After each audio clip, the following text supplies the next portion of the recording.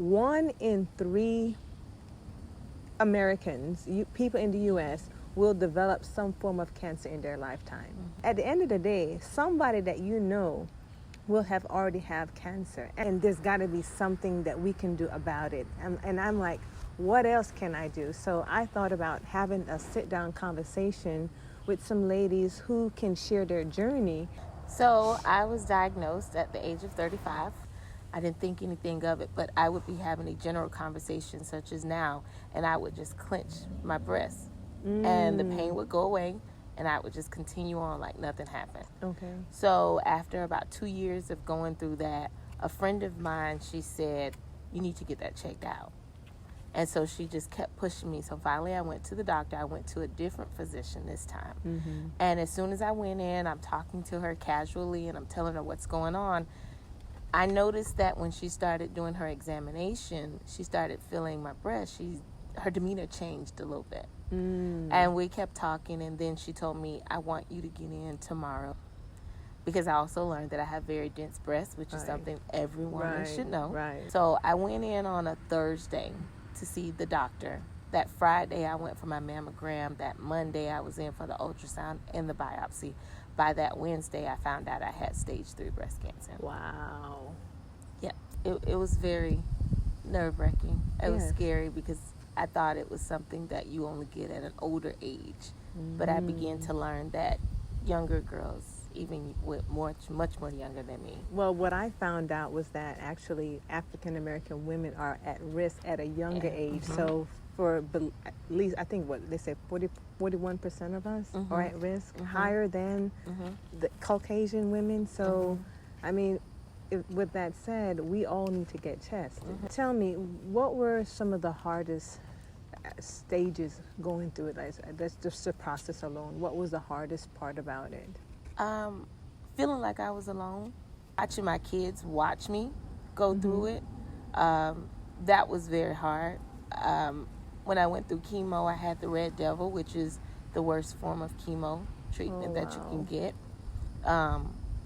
Watching my body, my appearance just change.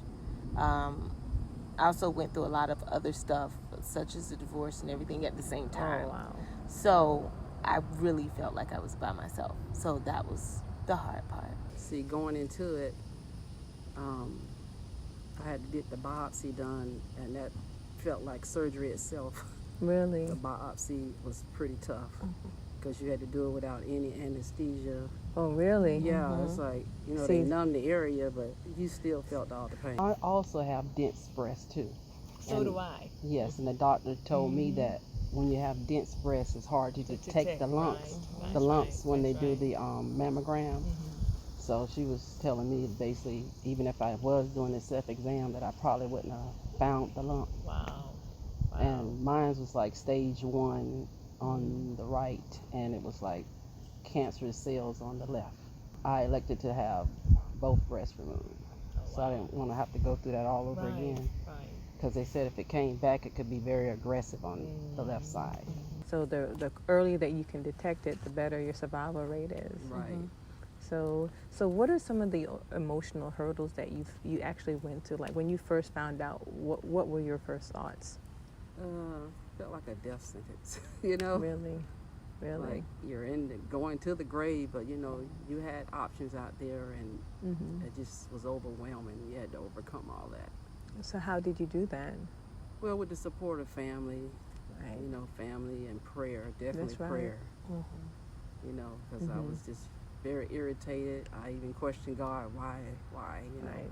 But He's forgiven me for questioning Right. Him, and That's right. I'm in a better place now. That's right. That's with right. the Lord. That's right. So are there any type of resources that the doctors gave you that you feel that other women should know about, or are there things that they told you that you should avoid after you found out about your diagnosis? Well, my cancer was estrogen driven. Okay. So they were telling me to stay away from soy, certain foods that's Soy, okay. that has Anything soy that, in it. okay. Yes. See that, I just found out about soy last week, I mean, and everybody's on this soy craze, so now you're like, wait a minute, I can't eat soy no more? Lord have mercy. Even vegetables, because these vegetables have all sorts of toxins and pesticides that are linked to cancer. That's why you see over there, I got some sugar cane growing. Last year I had my corn. Then I had my watermelon. Eventually I would like to have my own organic garden. Do we all need to go back to the basics? Like you said, we got to go back to the roots of the ground and get fresh food, garden food, and wash your fruits and stuff, because they have a lot of contamination, pesticides on it. And I wash mine in vinegar, and I can see the difference, and it tastes better to me. Oh, really? Yeah, I wash all my fruits in vinegar. Okay, see, that's another thing. Okay. Well, you know, I posted a couple of months ago. I posted a way how you can repurpose all your salads and all those garden vegetables. Like for your lettuce, you just have to keep that little bud at the bottom, place it in a jar of water. In a couple of weeks, put it in the ground. In a couple of months, you have your own bundle of lettuce. I do that with in fact, I have. If you look on my kitchen counter, you'll see the head of the pineapple. Now, the pineapple does take longer, but in about 2 years, you'll have another pineapple. Carmen, your field, explain what do you do? So I am a radiation therapist. So I actually work with cancer patients.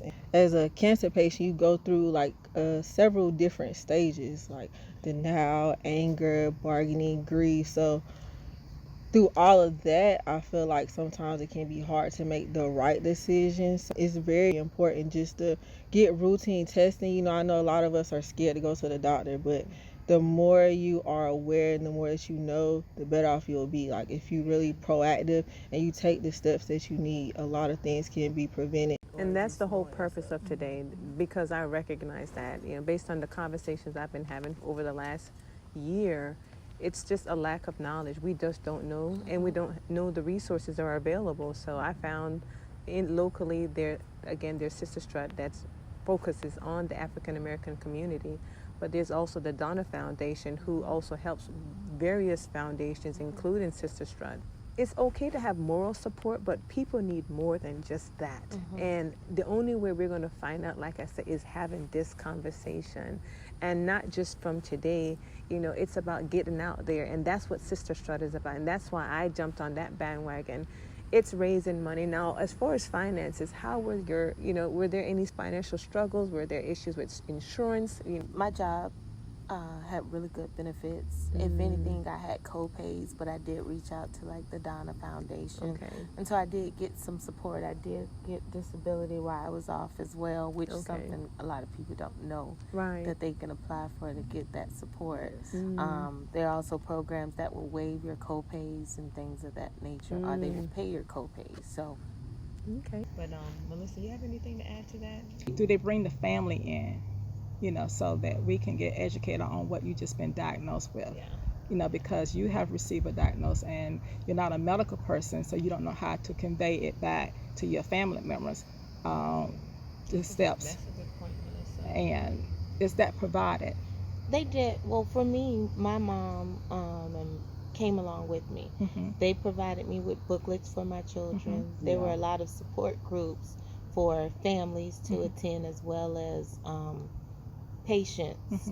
So there were resources out there for the kids, even the counseling. You know. Do they allow you to go to your support groups before making the next decision? You do, but it's kind of quick. It's like everything just It going is so very fast and hasty. spinning. Yeah, but they do allow you the time. They try to push you depending on how urgent it is or how aggressive your cancer is. But they do allow you the time to really sit down and think about what you want, what procedure, what services you want. You can turn them down at any time, but then you're kind of taking matters into your own hand in some cases. You're an ambassador for Sister Strut, right? I am. So kind of just share that before we close out your role there. I've been an ambassador for the last 2 years, I think it was. The first year I was an ambassador, I was actually actively going through chemo. Okay. So it was hard to even stand up there, but I did it. Okay. So I know me personally going through it, my mission has been just to help anybody. Okay. Since I shared my whole journey on Facebook, and so just from that, I've had probably about 10 different women reach out to me when they got diagnosed, and I helped them get through the Wonderful. process. I love that. So I love that. The more that we know, the more that we can be more effective. And it's about being effective and about creating change. I want to change those stats. I don't want it to be 41%. I want to lower that factor. I don't want to hear African American women don't get tested. No, we get tested. I want to change, African American, we sisters, we don't stick together. No, we stick together and we come as a force. When one go down, we all go down. We all fight together. All that could be changed by starting now. When we touch each other, we talk to each other. It's about being infectious, and it's about creating change. So we are starting change today, baby girl. So before we go, I want Miss Monique Ellis to grace us with her powerful voice, and she has something. We want something with some soul. Give me some soul, baby. Summertime and the living is easy. Fish are jumping and the cotton is high. Your daddy's rich and your ma is good looking. So hush, little baby, don't you cry. One of these mornings, y'all gonna rise up singing. Then you spread your wings and fly to the sky. But till that morning, there's nothing can harm you. With mama and daddy standing by